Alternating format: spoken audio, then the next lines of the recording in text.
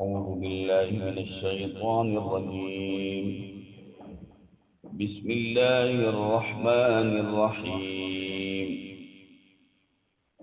ألهم أرجل يمشون بها أم لهم أيدي يبطشون بها أم لهم أعين يبصرون بها أم لهم آذان يسمعون بها قل ادعوا شركاءكم ثم كيدون فلا تنظرون.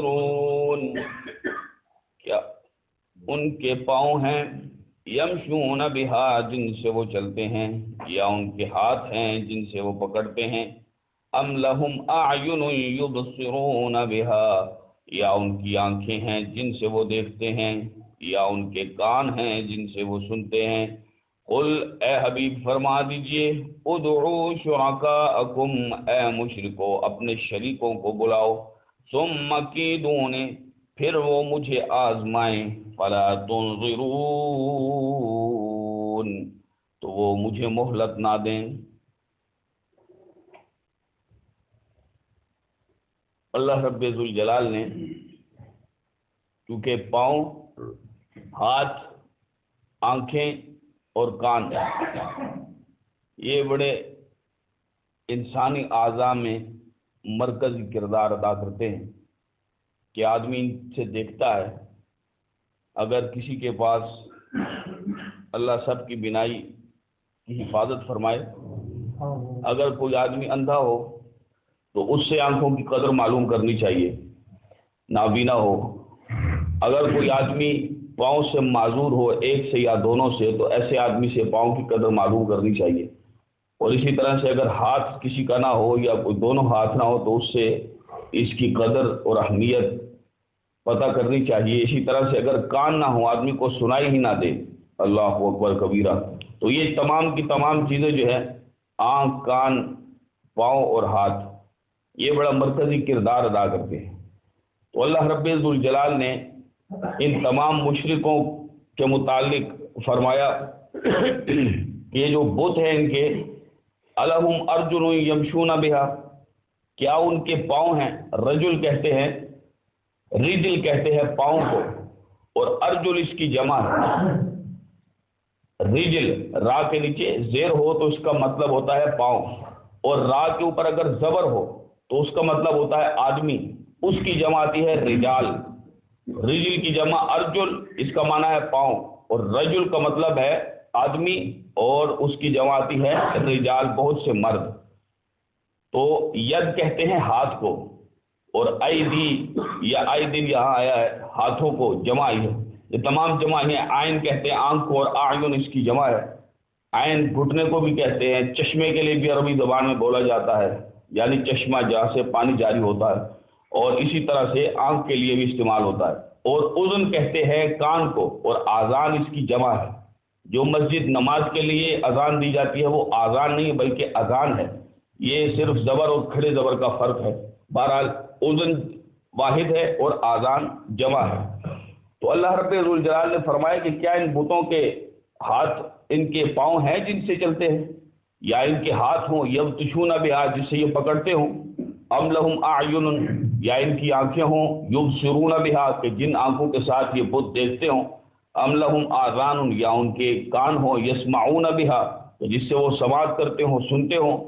فرمایا اے حبیب آپ ان کو فرما دیجئے ادعوا شرکاءکم، بلاؤ اپنے شریکوں کو جتنے بھی تم اللہ کے ساتھ شریک ٹھہراتے ہو، پھر ثم کیدون وہ اپنا بوجھ مجھ پہ ڈالیں، فلا تنظرون اور مجھے مہلت نہ دیں. اگر ان کے ہاتھ، پاؤں، آنکھیں اور کان ہیں، اتنے وہ مضبوط ہیں جن کی تم عبادتیں کرتے ہو، پکارتے ہو، انہیں اپنا حاجت روا اور مشکل کشا ٹھہراتے ہو، تو تم ان بتوں کو، اس بے جان چیز کو بلاؤ تاکہ وہ مجھ پہ بوجھ بھی ڈالیں اور مجھے مہلت نہ دیں. مطلب یہ ہے کہ ان کو یہ کہا جا رہا ہے، ان کو خطاب کیا جا رہا ہے کہ اللہ نے تمہیں عقل سلیم دی ہے، تم انسان ہو، باشعور ہو، عقل استعمال کرو. یہ تو ہلنے کے بھی قابل نہیں، یہ تو تم نے ان کو بنا دیا ہے، کھڑا کر دیا ہے تراش خراش کے، پتھر سے، کسی چیز سے بھی، مٹی سے. इनको तुमने पत्थर बना दिया है, इनको बुतों को तुमने खड़ा कर दिया है, ये तो अपने होने में भी तुम्हारे मोहताज हैं, तो ये तुम्हारी मुश्किलों को कैसे हल कर सकते हैं? अल्लाह की इबादत करो, इन तमाम बेकार के कामों को छोड़ दो। लेकिन चूंकि वो तमाम इन चीज़ों को बयान फरमाया जा रहा है, उनके इज्ज को, उनकी नक्स और कमजोरी को बयान फरमाया जा रहा है कि वो नाकिस है, वो कमजोर है। बल्कि देखो, नाक, हाथ, पांव, आंखें और कान, ये तो तुम्हारे हैं और तुम आंखों से देख भी सकते हो, दूर तक देख सकते हो, एक चीज को पहचान सकते हो, और इसी तरह से कान है, तुम सुन सकते हो। तुम्हारे पाँव है, तुम कहीं से एक जगह से जो है वो कितनी दूर दूर का तुम सफर कर सकते हो। तुम्हारे हाथ भी है, तुम पकड़ सकते हो, हाथों से बहुत सारा काम ले सकते हो। इन बुतों की तो इतनी भी हैसियत नहीं, ये तो पत्थर है, पत्थर। चलो अगर कुछ काम होता, कुछ समझ में आती, तुम्हें तो काम कर रहे होते इस किस्म का, फिर भी तो था ही, शिर्क बुरा काम था। लेकिन कम से कम इस चीज को तो देखो कि तुम्हारे आंखें, तुम्हारे हाथ पांव और तुम्हारे ये कान ये काम करते हैं, लेकिन वो तो बेचारे इससे भी आजिज हैं। उनको तो बिल्कुल जरा भर भी जो है वो उनमें सुनने, देखने, चलने, फिरने, पकड़ने की ताकत ही नहीं है, सलाहियत ही नहीं है। तो फिर तुम अपनी हालत को देखो और उनको देखो कि वो तो तुमसे भी बिल्कुल गए गुजरे हैं और तुम उनको ही माबूद बनाए बैठे हो। तो लिहाजा हबीब आप इनको फरमा दीजिए कि ऐसा इरशाद फरमाइए कि कीदून फला तुनज़िरून। तो इसी तरह से ये आयत पढ़ी जाती हैं औलियाए कामिलीन पर, अंबिया अलैहिमुस्सलाम पर। अक्सर शायद आपने सुना होगा, ये जब भी ये चीज़ें आएंगी इंशाअल्लाह हम इनको थोड़ा थोड़ा बयान करेंगे। पीछे बहुत सैर हासिल बात हो चुकी है गालिबन सूरा अनाम में, इससे जो पिछली सूरत है, अब तो ये भी ख़त्म होने वाली है, इसकी 206 आयतें। अब इंशाअल्लाह कल परसों जो है वो सूरा अनफाल शरीफ शुरू हो जाएगी इंशाअल्लाह। बहरहाल इन तमाम चीज़ों पे बातें हो चुकी हैं। तो अलहुम अर्जुलुन यमशून बिहा, ये बात बयान फरमाई गई कि बुत जो है, बुतों के ना हाथ हैं ना पाँव हैं, या जो तुमने उन्हें बनाया है ना, हाथ पाँव और आंखें तुमने बनाई हैं, बज़ाहिर नजर आती हैं, लेकिन उनमें हाथ पाँव आंख कान की जो सलाहियत है देखने, चलने, फिरने, पकड़ने, सुनने की, वो सलाहियत उनमें मौजूद नहीं। तुमने अगरचे उनके बुतों के हाथ पांव कान बना दिए हैं, लेकिन उनमें सलाहियत ही नहीं है, इन चीजों की, इसकी कुदरत ही नहीं, ताकत ही वो नहीं रखते। तो लिहाजा अल्लाह के जितने भी औलिया हैं वो सब के सब इंसान हैं, सब के सब इंसान गुजरे हैं, और उनकी आंखें भी थी, उनके कान भी थे, उनके हाथ भी थे, उनके पांव भी थे। तो फिर ये बुतों वाली आयतें कि जिसमें ये बयान फरमाया जा रहा है कि ना तो उनके ऐसे हाथ हैं जैसे इंसानों के होते हैं, अगर तुमने वो हाथ पत्थर के बना भी दिए तो उनमें वो सलाहियत ही नहीं है पकड़ने की। तो अंबिया और औलिया पे इस किस्म की आयतें पढ़ना ये इंतहाई दजल और फरेब है।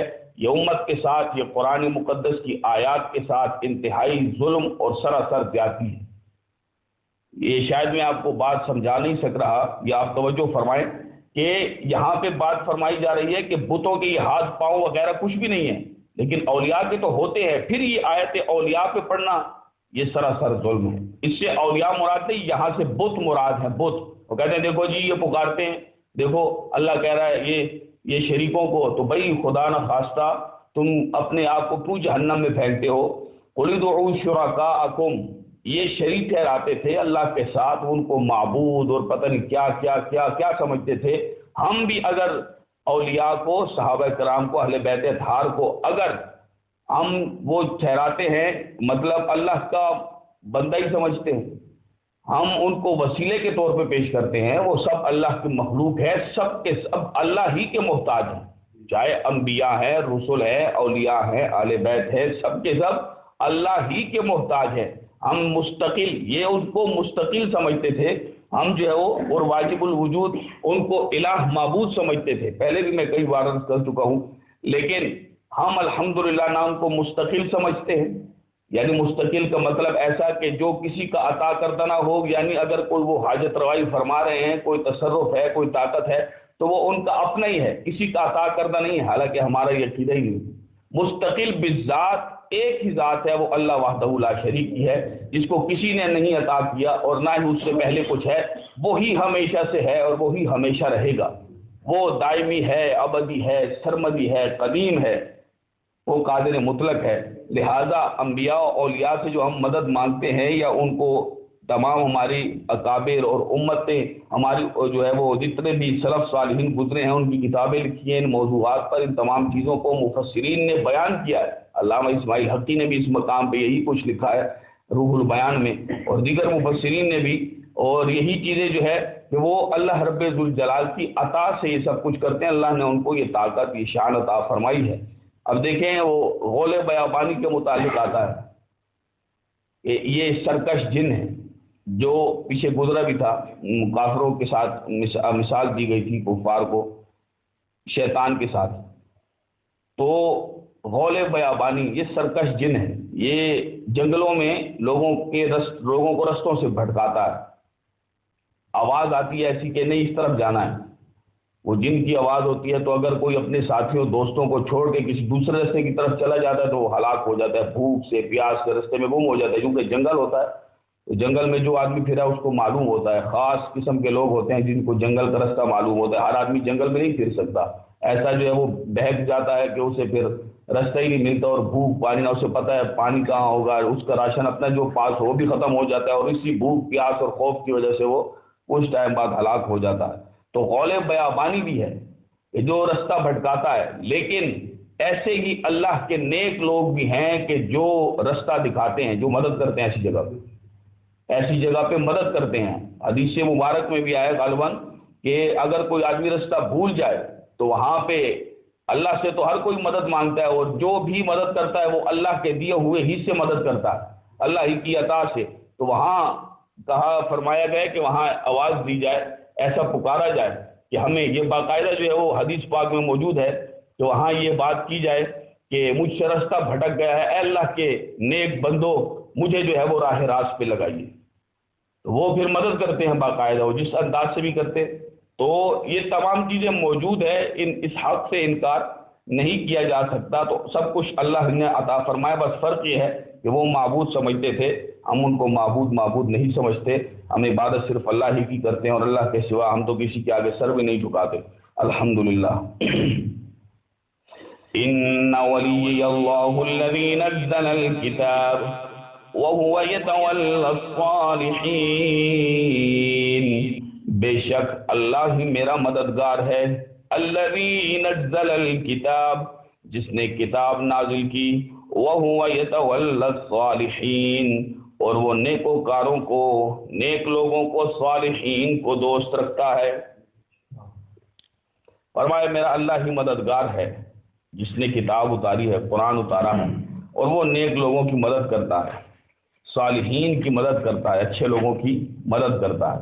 والذین تدعون من دونه لا يستطيعون نصركم ولا انفسهم ينصرون، اور وہ لوگ کہ جن کو پکارتے ہیں اللہ کے سوا عبادت کرتے ہیں، لا يستطيعون نصركم، وہ تمہاری مدد کی طاقت نہیں رکھتے، استطاعت نہیں رکھتے، ولا انفسهم ينصرون، اور نہ ہی وہ خود اپنی مدد کر سکتے ہیں۔ وَإِن تَدْعُوهُمْ إِلَى الْهُدَى لَا يَسْمَعُوا وَتَرَاهُمْ يَنظُرُونَ إِلَيْكَ وَهُمْ لَا يُبْصِرُونَ، اور اگر تم انہیں ہدایت کی طرف پکارو، لا يسمعوا، تو وہ نہیں سنیں گے بت، وَتَرَاهُمْ، اور تم انہیں دیکھو گے، يَنظُرُونَ إِلَيْكَ، یوں لگے گا کہ وہ تمہاری طرف دیکھ رہے ہیں، وَهُمْ لَا يُبْصِرُونَ،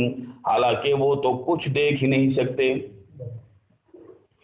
ایسی نفی فرمائی، اور حقیقت ہے، حیرانی ہوتی ہے ان تمام ہندوؤں پر، بت پرستوں پر، کہ یہ بتوں کی کیسے عبادت کرتے ہیں۔ استغفر اللہ، من ایسے ان کے گندے اور پک چکے ہیں شرک اور کفر کی لعنتوں میں۔ اللہ ہم سب کو اپنی حفظ و امان نصیب فرمائے کہ جب عقل میں فساد آ جائے تو پھر یہ حالت ہوتی ہے۔ تو فرمایا کہ ان کی تو یہ حالت ہے، کیسی کیسی مثالیں اللہ نے ارشاد فرمائی، اور اپنی توحید کے دلائل قائم فرمائے کہ والذین تدعون من دونہ، کہ جن کو تم پوجتے ہو اللہ کے سوا، تدعون من دونہ یعنی وہ لوگ کہ جن کو وہ ان بتوں کو تم پوجتے ہو، لا یستطیعون نصرکم، وہ تو تمہاری مدد ہی نہیں کر سکتے، تمہاری اگر ان کو کوئی توڑنا چاہے اور توڑے تو ولا انفسہم ینصرون، وہ تو اپنے آپ کو نہیں بچا سکتے، وہ تو اپنی مدد نہیں کر سکتے۔ والذین یعنی ان کی کہ تدعون من دونہ ان بتوں کی، والذین ان بتوں کی، تدعون من دونہ کہ اللہ کے سوا، اللہ کو چھوڑ کر جن کی تم عبادت کرتے ہو اے مشرکو، ولا انفسہم ینصرون، وہ تو ان کی تو یہ حالت ہے نہ تمہاری مدد کر سکتے ہیں اور نہ وہ اپنے آپ کو بچا سکتے ہیں۔ وَإِن تَدْعُوهُمْ إِلَى الْهُدَىٰ لَا يَسْمَعُونَ، پیچھے آیا وَإِن تَدْعُوهُمْ إِلَى الْهُدَىٰ لَا يَتَّبِعُوكُمْ، کل کے درس میں کہ اگر تم انہیں پکارو اس کی طرف، إِلَى الْهُدَىٰ ہدایت کی طرف، رہنمائی کی طرف، راہ راست سیدھے رستے کی طرف، لا يسمعوا، پیچھے آیا تھا لا يتبعوكم کہ وہ اتباعی نہیں کریں گے، تمہارے پیچھے نہیں چلیں گے، یہاں ہے لا يسمعوا، تم انہیں پکارو تو وہ تو سنتے ہی نہیں ہیں، وہ تو سنیں گے نہیں۔ وَتَرَاهُمْ يَنظُرُونَ، تم انہیں دیکھو گے، وَيَنظُرُونَ إِلَيْكَ، تمہیں ایسے لگے گا کہ وہ تمہیں دیکھ رہے ہیں، ینظرون وہ دیکھ رہے ہیں، الیک تمہیں، وہم لا یبصرون، حال تو یہ ہے کہ لا یبصرون وہ کچھ دیکھ ہی نہیں سکتے، وہ کچھ دیکھ ہی نہیں سکتے۔ اس کی ایک تفسیر یہ بیان فرمائی گئی کہ اے حبیب مکرم صلی اللہ علیہ وسلم، کافر و مشرک جو ہے، جتنے بھی کافر ہیں وہ آپ کو دیکھتے ہیں لیکن ایمان نہیں لاتے۔ جیسے حضرت محمود غزنوی، سلطان محمود غزنوی ایک مرتبہ حضرت خواجہ ابو الحسن خرقانی رحمہ اللہ تعالی آپ کے پاس آئے تو انہوں نے کہا کہ کیا حضرت بایزید بسطامی ان کا مقام کیا تھا؟ ابو یزید بسطامی رضی اللہ تعالیٰ عنہ اتنے بڑے اللہ کے ولی تھے اور غالباً حضرت خواجہ ابو الحسن خرقانی علیہ الرحمہ آپ کے خلفاء میں سے، تو آپ رحمہ اللہ تعالیٰ نے فرمایا کہ ان کی تو یہ شان تھی کہ جس نے ان کو دیکھا ہے تو اس کے تو وارے نیارے ہو گئے۔ تو پھر اس پر سلطان محمود غزنوی نے آپ کی خدمت میں عرض کی کہ ابو جہل، مطلب جس نے حضرت ابو یزید بسطامی رحمہ اللہ تعالیٰ کو دیکھا ہے تو اس کے وارے نیارے ہوئے، تو پھر ابو جہل تو حضور علیہ السلام کو اس نے دیکھا ہے تو اس کے وارے نیارے، وہ اسلام اس نے قبول کیوں نہیں کیا؟ تو آپ نے پھر یہ پڑھا وَتَرَاهُمْ يَنظُرُونَ إِلَيْكَ وَهُمْ لَا يُبْصِرُونَ، کہ اس کی ایک تفسیر اس انداز سے بھی فرمائی ہے مفسرین نے کہ انہوں نے حضور علیہ السلام کو صرف ظاہری آنکھوں سے دیکھا ہے، اگر بصیرت کی اور دل کی آنکھوں سے دیکھا ہوتا تو وہ کبھی بھی کافر ہو کے نہ مرتا۔ تو بات یہ ہے کہ صرف حضور علیہ السلام کو ظاہری آنکھوں سے دیکھنا، حقیقی طور پہ نہ سمجھنا، نہ ماننا، نہ دیکھنا، یہ کافی نہیں ہوگا۔ صرف ظاہری طور پہ دیکھنے سے یہ کافی نہیں ہوگا، بلکہ حقیقی طور پہ نبی کریم علیہ السلام کی ذات والا صفات کو دل کی آنکھوں سے دیکھنا ہوگا، تب جا کے، ورنہ ابو جہل بھی حضور علیہ السلام کو اس نے بھی تو دیکھا تھا۔ واقعی بات تو ہے سلطانوں کی، سلطان نے بڑی زبردست بات پوچھی، لیکن آگے بھی اللہ کے ولی موجود تھے تو انہوں نے بات فرمائی اور یہ آیت مبارکہ پڑھی کہ وَتَرَاهُمْ يَنظُرُونَ وہ دیکھتے ہیں، يَنظُرُونَ إِلَيْكَ وہ سمجھتے ہیں، ایسے لگتا ہے کہ انہیں دیکھ رہے ہیں، وَهُمْ لَا يُبْصِرُونَ حالانکہ وہ دیکھ ہی نہیں رہے ہوتے۔ یعنی ابو جہل نے دیکھا ہے لیکن اس نے حقیقی طور پہ حضور کو جانا ہی نہیں ہے۔ اگر اس نے رسول اللہ سمجھ کے، اللہ کا نبی اور اللہ کا رسول سمجھ کے دیکھا ہوتا تو یقیناً وہ اسلام پہ مرتا، کفر پہ نہ مرتا۔ اس نے تو محمد بن عبداللہ کی حیثیت سے محمد بن عبداللہ کو دیکھا ہے، اگر اس نے رسول اللہ کو دیکھا ہوتا اس نظر سے، حقیقی طور پہ بصیرت کی نظر سے، تو وہ کبھی کافر ہو کے نہ مرتا۔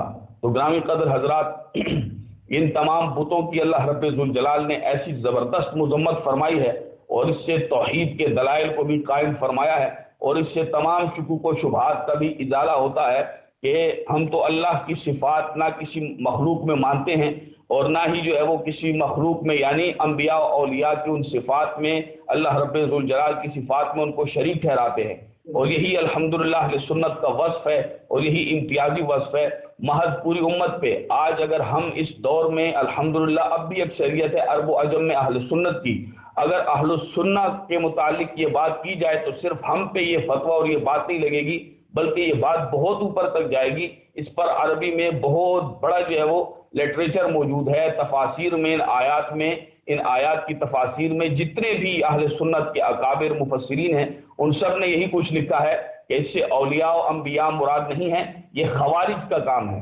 اور خوارج جو ہیں، نواسب جو ہیں، وہ اس قسم کی باتیں کرتے ہیں اور یہ آیات انبیاء علیہ السلام پہ لگاتے ہیں جو کہ بتوں کے متعلق، سراسر بتوں کے متعلق نازل ہوئی ہیں۔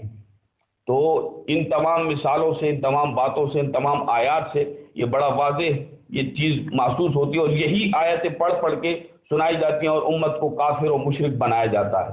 یہ انتہائی ظلم ہے، یہ زیادتی ہے، ایسا نہیں کرنا چاہیے کہ بس وہ پکارتے ہیں اور تم جو ہے وہ طاقت ہی نہیں رکھتے اور نہ ہی وہ جو ہے وہ مدد کر سکتے ہیں۔